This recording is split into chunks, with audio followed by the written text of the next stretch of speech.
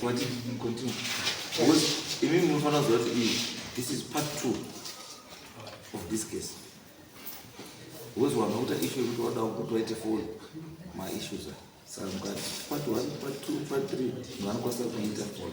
So this is part 2 of the case. So I told you the winning. All right. Yes. Instruction in my tendele kunocheka ma DNA. Ndakaenda kune global DNA. Ndawerenga this. Yes. Ndakaenda kune global esa. Kune vanoprofita service. Akataura kuti vakwanisa kuita ma DNA emunhu nehembe dzake. Vakandifa police central. Vakanditi waswa police pani pavanongoita zvazvoti kana munhu akaba vanogona kunocheka zvavanonedza izvozvo kana iri hembe kana iri chini. I went there. Ndasvika ikoko vakaita find out from Wilkins Hospital Harare. Still vakati still. So I'm back. Still back. Ndoito zvandakawana. How about that?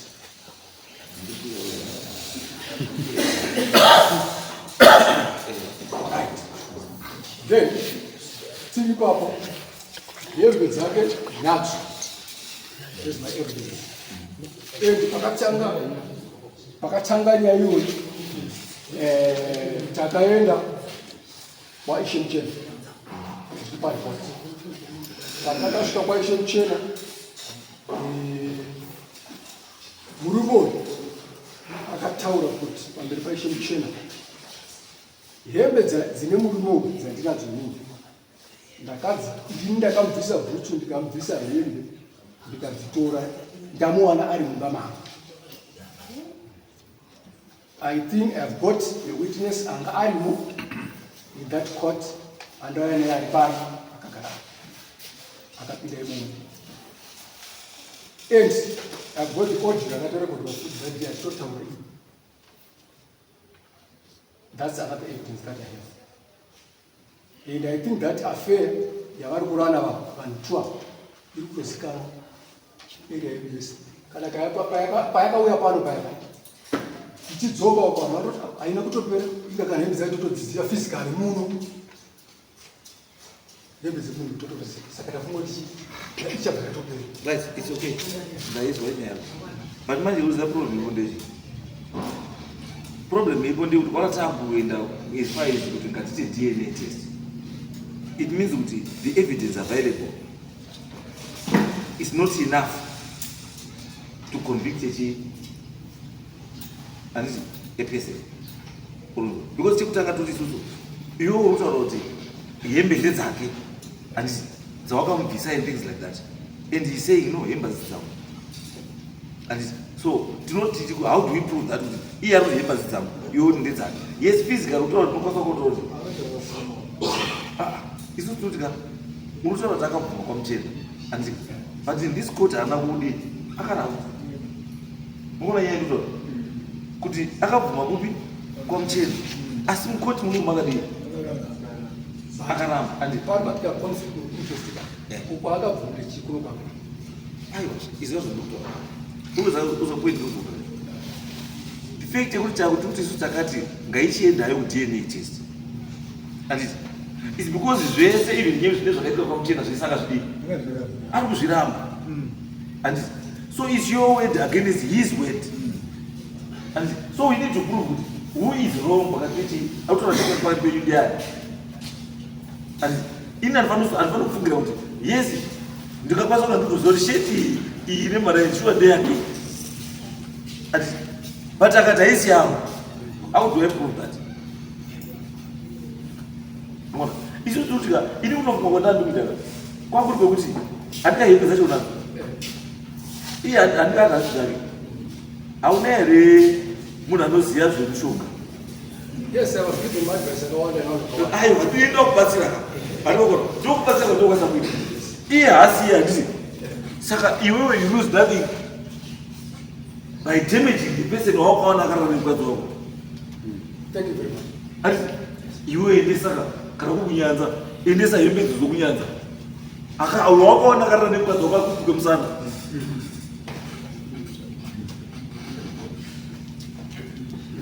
ini ndauti ndo kwa dzimu kuza kana muno ndokuziya wamoya naye muno mushifano ora muri dziwe ndiye ndo zatuto zati iwewe chiinura that's next time inini alichazo ndisukuno chinzi ndadzura kumba pamwe ndangu isori zatutora kabisa alikuwa iwe ndizichi si pamwe chete because inini I was looking at this case in the aspect yekuti kuno kudokwa ichaperera asi kana zvarambawo there's another option. Ndio zatuta kuziwe chitora option number number 2 because inini kunoka ndandafunga kuti nini munhu wamunhu chamubata papi pa DNA andika saka kana DNA yadi yaramba andika so it means imwe way yandikada kuti yanchamubata naye ndeipi now and ndikuona zvezotora but koma witness achitoro mawitness andika mawitness autaura iwe ndoda mawitness ekuti pawakafugura kubhesi ukaona vanhu handi wakati wakavhara nemusoro handi wakabatana ndi witness iyoyo yakavaona waita sei wakabatana pavakavhura chii gumbezi andika ndiyo witness iyo. That means I made a mistake. Sorry? That means me didn't make a mistake. Yes. I should have stayed with these two people. That was enough evidence. Aiwa, iso ndio. Wangoza kafanunga wakabaya. Was izo zvakutonedza ini. Mira tubaze. Tatiwo zvakutonedza. Wangoza kafanunga kubaya zvikura yabo. Waifana kuisa maki. Yawaifana kuya nhasi kuti no wewe. Ichika icheku left ndinda katsabvanyura tsapi. Uyu taisai panze yake ku left ndinda katsabvanyura. Fine. But now izo zvizo nditi. Right. Simuntaura deo iri ndiwe. Anditi. Waramba kuti imba zvidzawo. Waramba kuti unomuona. Akabvuma kuti vakatofonera akati anganifonera directors. Vanogona batogona. Aiwa. Unazvikutarishama. Ndikuti muno mukoti muno. Andika. Zvese zvomutaura kuti kunzo kwakabvuma. Asi hauna recording. Muno akaramba. Anoona. Saka inini my judgment is not based on another court. It's based about what happened in this court. And saka ndotanda kuti neona iwewe nenishamwari munhu ane hembe dzakasara kumba tamushaya iwewe neni uzaritoa ini ndikuti manje kana uine munhu waunoziva iwewe woziva isi mhosva because kana mujeri uzokaroya munhu auna munhu wakaroya anditi munhu ane hembe dzake kana asida kuroyiwa uye utora hembe dzake dzako andina kuna mizona DNA yadini yaramba iwe hembe andikaonazo chitsvaga wana sekuru waya wamusoro tiri pano wotuma zvidhoma zvonokwatura muridzi wechi wehembe kana azokwatura uchazoya kuti mambo ndini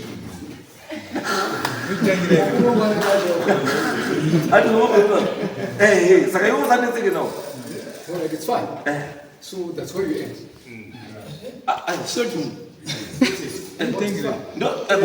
Zvashamari inini zvanyari kunozi in as much as probability iri kunditaurira kuti pane zvakaitika zvese is most likely kuti vanhu vaidii waitana and but I have to prove it now. Kana iwe you have to prove it beyond reasonable doubt because zvisho vanhu ndakawadi ndakawabata.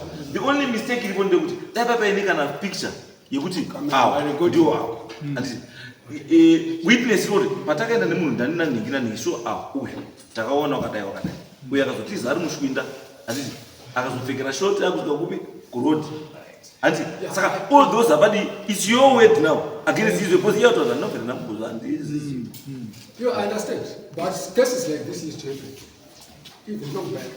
Kusitogona mafoni ekuti anzotora foto but munhu ane mhosva aingobatwa zvakanaka ndizvanotaura kuti mabati yatitama isu ndachiti mubati newei dzechibhora aikokunda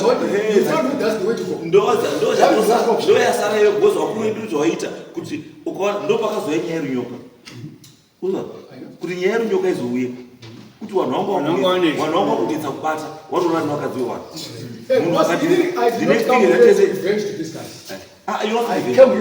izwa ndosaka ndati justice iri kuti iwewe handika munhu wamutsvaga wamushaya munhu wataura kuti akomana ndibatsire uye hakutitaura munhu wadi warava. Saka hausina. But the last thing I want to tell you is also what Bapano they are going to boast. Takata kuti hapana zvaanoti. Aiwa, iwe iwewe. Let me say what was going on there. Uyaenda saura. Hansi mambo yaikashanda naye kumagweja kunozi.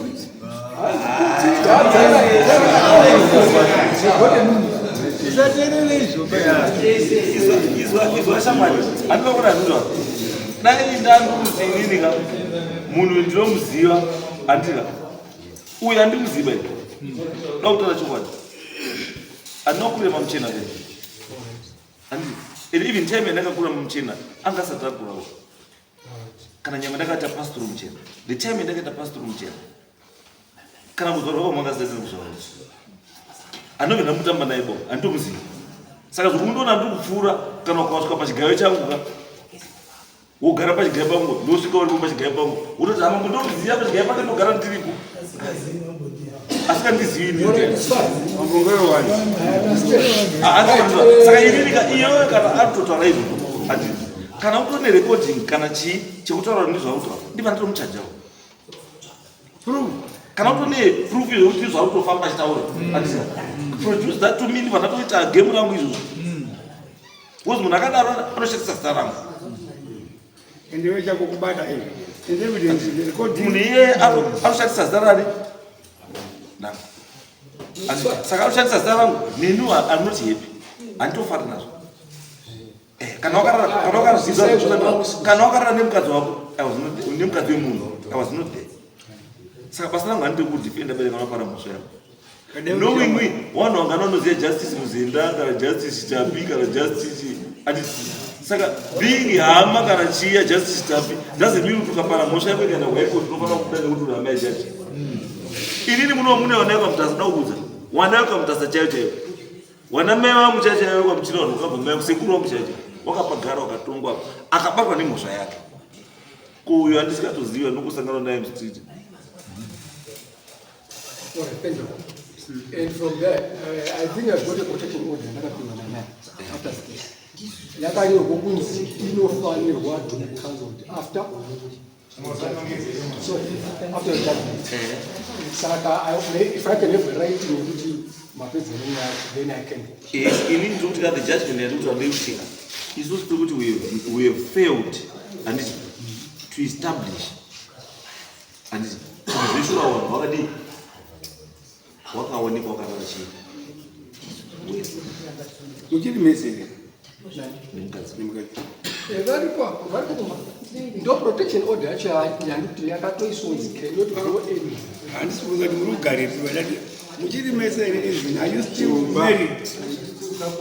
Muchubikirana ere? Muchubikirana ere? Atisitezi. No, we are no longer together. Ini ndiripo pamba. Muripo pamba. Iya, we saka ini ndiripo pamba. Yes, opinduri wasoma. Muripo pamba pa pemurumo. Muripo pamba pake sani. Pemurumo wangu. Fanira nawo. Sorry? Semurumo. Muripo sani. Ini ndakaenda ukoti. Kundire kubvunza tabvunza mwe. Mati muripo pamba penyu newana ndisi. Semurumo wangu. Ndosaka tabvunza kuti nemurume muchiri mese. Iye ndiye asiri kuuya, asi nini pamba ndiri. Wapamba zvino kuti uri muchiri mese. Zvinozi muri mese ka muchiri kubikirana ere? Muchiri kurara mese iri mumagumbeze, muchiri kutengera, imba ichipo ere? Haasi kuuya. Iyo mukadzizvo. Hadisi. Zita ndiyani? Abigail Baton. B-A-R-T. Protection order. Yakanga iri kuti murume uyu muruti hasuya pamba. Iye akanzi nedare asauye pamba. Protection.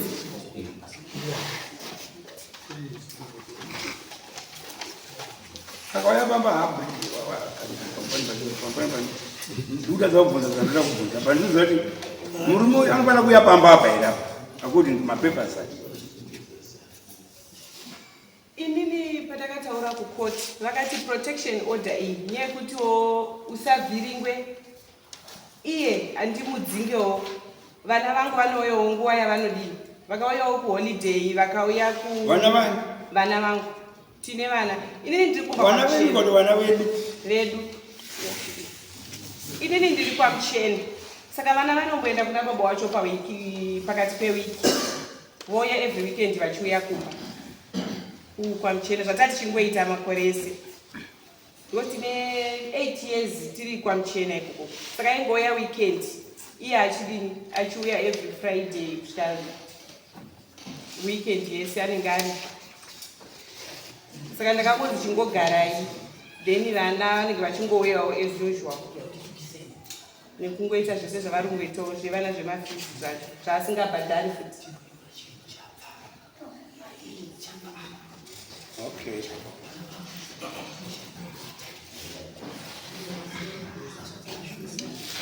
Kana kutika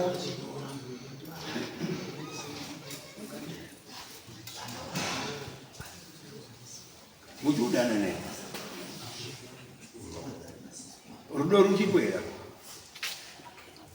handichengeti baba ndichamudive hamuchamudive ndakatogarira vana vangu ndo vandakatogarira kumuda hai ndinangwara because ndii ndaitongomuitira ndaingoita zvekungotiwo semurume wangu but ndakutonoti iye wacho zviri nani kutobva ndatongozvigarira zvitori nani. I've got a problem with Sambaiwe. Sambaiwe is the last paragraph.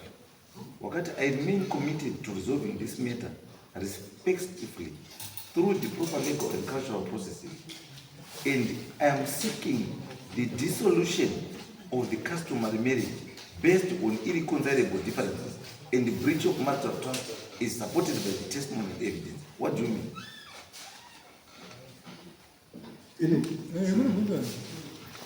Apa ndandiri kuti pane zvakaitika. I have come to a situation yekuti I am cutting off the marriage. No, izvo ndozvataura. Pane chinhu chinonzi contradiction. You can't tell me that I remain committed to resolving this matter successfully and respectfully. And you are talking about and through the proper and legal cultural process. Then the next statement would end. I am seeking the dissolution of the customary marriage based on irreconcilable differences. What do you mean?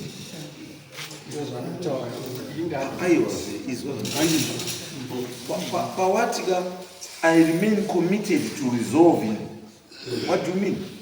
You are committed to resolving. If you are committed to resolving, then it means the dissolution of the marriage is out of the picture. Your first statement, you are committed to resolving this matter respectively through the proper legal and cultural processes. Your first statement. I think the next statement of what? End. I am seeking the dissolution of the customary marriage based on irreconcilable differences. No, maybe what I wanted to say is contradictory. No, I'm trying to correct that. Yes. I was trying to say I will follow traditional processes, like what I'm doing now, and head into dissolution of this marriage.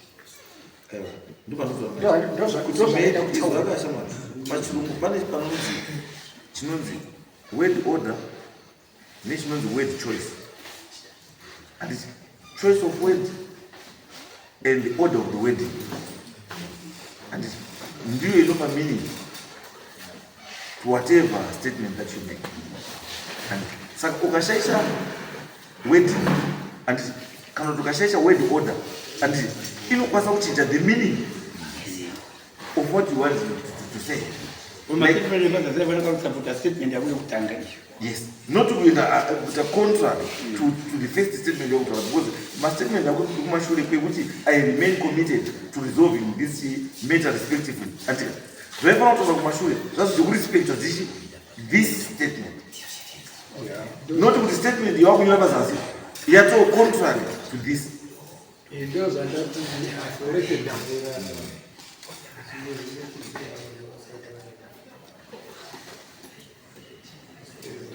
endo ndokugati apa wanyora vandira kuti wanonyora kuzasuku kuti uri kusika dissolution of the marriage kuzasuku andira asi pamusoro wanyora kuti chii wanyora kuti I now respectively request the Chief's Court to proceed with assessing the matter based on the following. Why do you want us to continue assessing this case when you have already made a decision? so that's the way forward. No, I know. Try to understand again. We are not arguing. I'm not arguing. Mati mkomana wayo ataure chichona. Chinomuti iye azwisise kuti zvanenge adini. Anenge because ukamikisa chirungu uchiisa kuti chichona. Unopedzisira wane dambudziko. Kana kuparliament yako kana kupi kukoti unotaura kunzi ita consistent nelanguage yaunozwisisa zvakanyanya nekuti unozotsanangura zvakadzama unosenzesa mutauro iwoyo. Kana unoita zvechirungu chibva wafamba nechirungu kusvikira pachinogumira uchiexplaina because zvinezvi watsanangura ichi nechirungu wabva utsanangura nechirungu wakutadza kuchitsanangura kuti chiri kuti chii nechirungu chacho. Wataurirwa iwewe kunzi statement yako yekutanga iri kutaudza kuti wanga uchiti urida kubatsirwa zviri respective. Pazasi uboti kubatsirwa kwandinoda kuita kwekwewo ndiri kutoona kuti hazvitoiti because madifference andaita nemudiwa wangu akadzamisa zvekuti hatigoni kudzokererana ba. Handinodatsonzwa nechichona.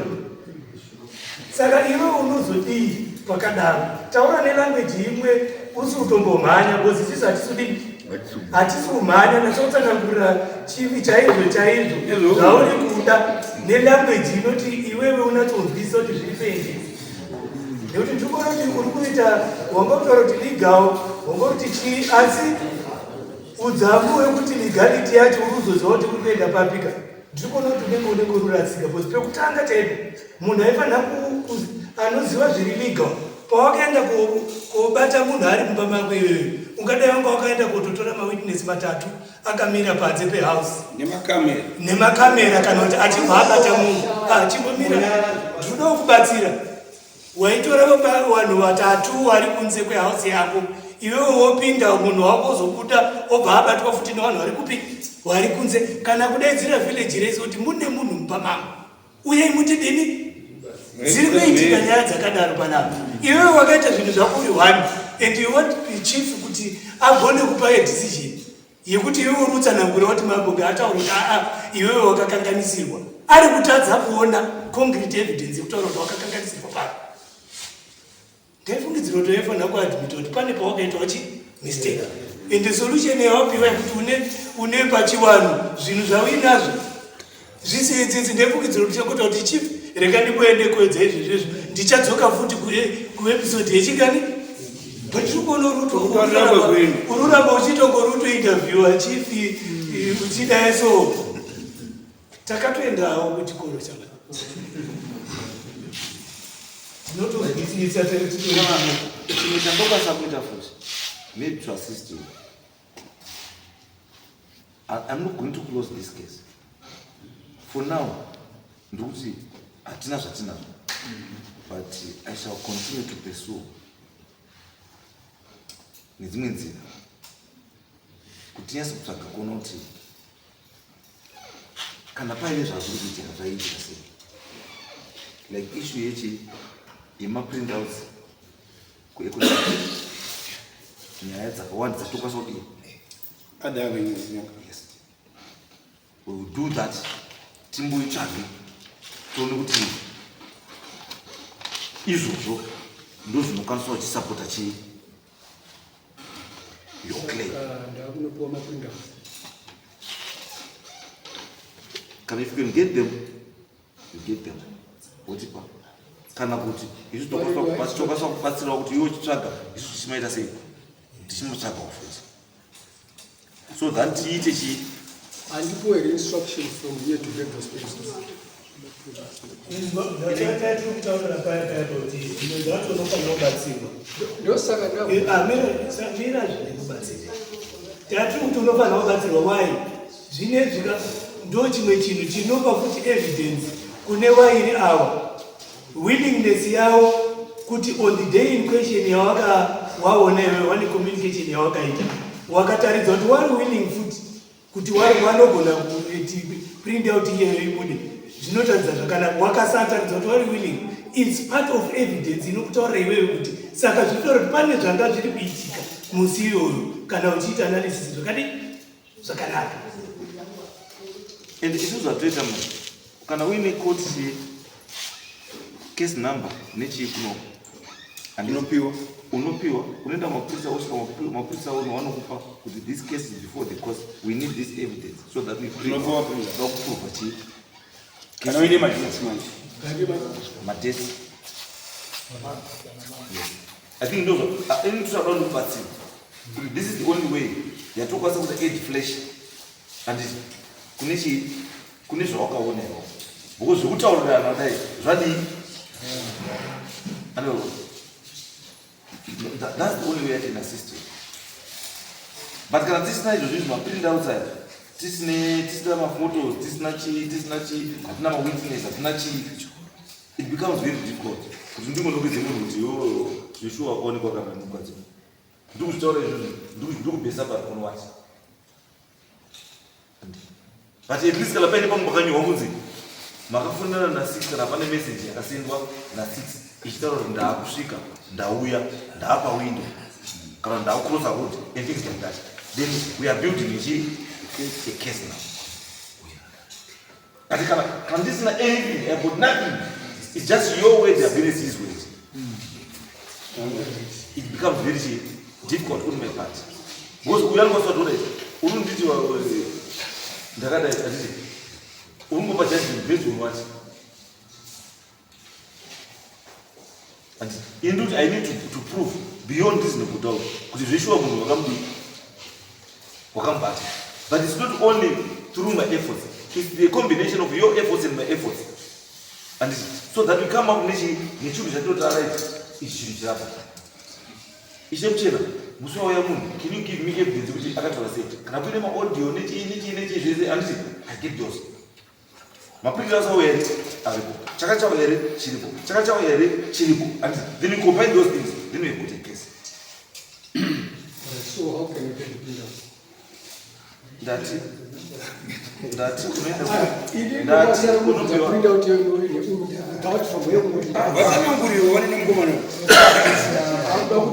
ndati unopiwa case chi number handiti wobva wanyorerwa kuti tikumbirawo kuti we have got this case before our court, and so we need to prove, and if there was any communication between the two people or any relationship between the two people through my conversations, then my phone calls, and mapurisa anoenda need that so that they obtain the printout of change. Because by the way, because everyone inoda consent yemuridzi wechi welanji. So unonyorwa that up, then you proceed from there. Saka for now, ndongoti as long as tisina that evidence, hatina chatokwanisa kuti we cannot prove, but as long as katani evidence here, we can then prosecute these people. Yes. Yes.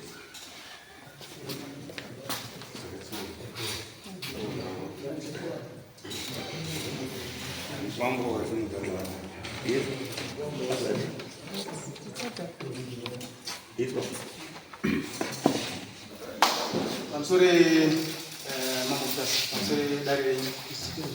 Those days answer. Ndini kupomera bosha kuti ndakabatwa nemukadzi wangu. Ndorombo kuti kutanga dara not pamkano kutaura. Ndichokwadi. Kana video sakabuda kana kuti wamkano kutaura. Basi nasuno ndauya. Ndinangwa nezvakaitwa.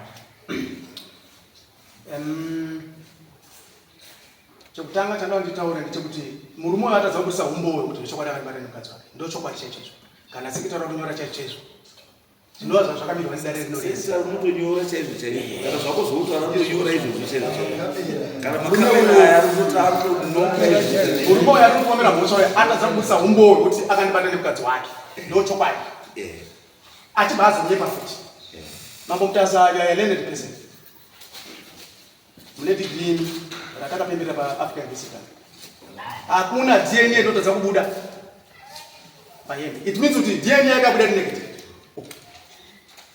murume arunyepa DNA tora hembe dzangu izvo titora hembe dzangu dzirapa mumupe ndakukumura hembe dzangu mumupe uyu murume sorry dad mumupe moto DNA haibudi here sorry wadai sorry wadai ndada kutaure pamusoro wadai sorry ndime mutane kutaura losaka ndakumbira nguva yekutaure nekuti andazwa nguva yekutaura kutanga mupeni hembe dzangu moto DNA haibudi saka tikumbira dare murume ari kunyepa zvanzi DNA uko yakanzi zvanzi hatigoni kutora hembe sorry inyaya kutoa vantu vamukana kutaura bayo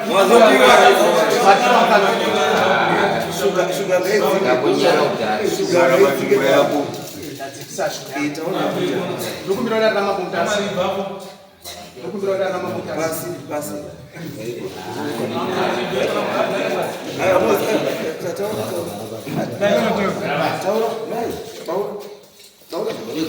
munakambaraenda ari calm and confident. ndikumbira dare Ramambo Mutasa kuti ndibvise hembe dzangu mopa mupurisa anoenda nadzo mono DNA haibudi here apa pahembe anonyeba taura nyaya nyaya ndinayo ndeyekuti ndakasviba muno Mutasa pamusana pemurume uyu panyaya yaro ndakabatwa nemudzimai wake nhasi una kutadza kubudisa umbowo saka nyaya ndakumbira kuna Mambo Mutasa pati zviri ndeyekuti ichokwadi here kuti atadza kubudisa umbowo kuti avembata nemukadzi wake izvagara pasi kama dare rinenzi manje murume uyu akatadza kugadza everything inokubata izvo ende iwe wautonasa wadi wapona nyaya ndaifunga everyday yemukomana kuti DNA inoita the comparison part. Yes, there is no way you can have a DNA yehembe dzawina dzidzi usina comparison yetoothbrush kana hembe yemukomana haugona kubuda neDNA inongobuda paine comparison handiti. Saka kana iwe hembe dziwinadzo zveshuwa hauna kuenda kuDNA because kana wakaenda kuDNA unofana kuva nehembe dzake akatopfeka dzinonokompeiwa kuti zviri apa ndizvo iwe unoona vakangwara zereke iwe ndiwe mwezizi dzakazvigarira ndikuteere ndikubatsire haukudisi DNA saka kuti dzikundodiwa baba odiwa mai odiwa mwana DNA yavo kwakaenda nesheti iyo ati wamba uri kukompea against what. Let me answer. Ndofunga makanisa kurinda. Andina kuti DNA yakaitwa. Vakati hatikwanisi kuita DNA yemunhu nehembe. Because kuti patorwe DNA, the person should be there. No. Aiwa, izvozvokubatsira. Tiri kuti iwewe wakakutaura zviri correct. It's very correct. Kuti havakwanisi kuita DNA yebody nematerial. Asi DNA yematerial to material waida imwe hembe yake kana bhutsu yake yekuti izvozvo zvinokwanisa kuzvizi zviri dzuu andi zvochikompea kuzi pane masimilarities here pane madifference here nechete asi iwowo zvawakaita manje wakangoenda nacho ka but hauna ungokati isusu tatungoona hedu uchitenderera zvichasei uchitaura but tatiudzwa kuti hakuna kwauri kuenda because wanga usina chinhu chekukompea nechinhu saka nawo dzati bambo wataura kubvisa hembe yako yawo kuti wakupe manje waane zvinhu too much kunokuchenda kukopeya manje. Thank you. I think maona kuti palist yekambani dzandakaenda pane mafoni numbers. You can call them. Makabanisa. No, for verification. Why? You know the What?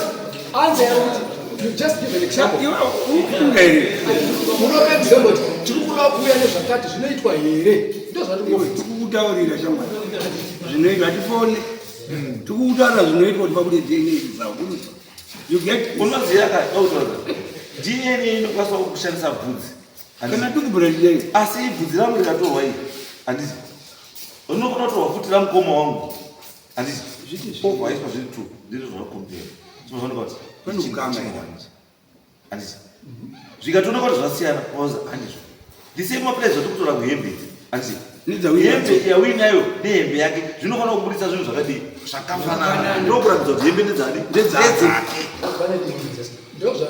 handizvo usati nditi madna hembe kwese kwandakaenda you are telling me kuti nditora hembe yangu neyandinayo vachita titi madna hembe yacho no it's okay all right it's okay ndise mukupasi tautoista nguva dzedu it's okay ndezvekuti we are trying to assist you kuti paite way forward handika but you want us to generalize everything as tinotaura kuti there is a scientific way of getting zvatikuda handiti zvatoda kuti uitewo tikubatsire kuti uwane zvoda kudini ticonclude this thing but iwe uramba uri mundinayo moti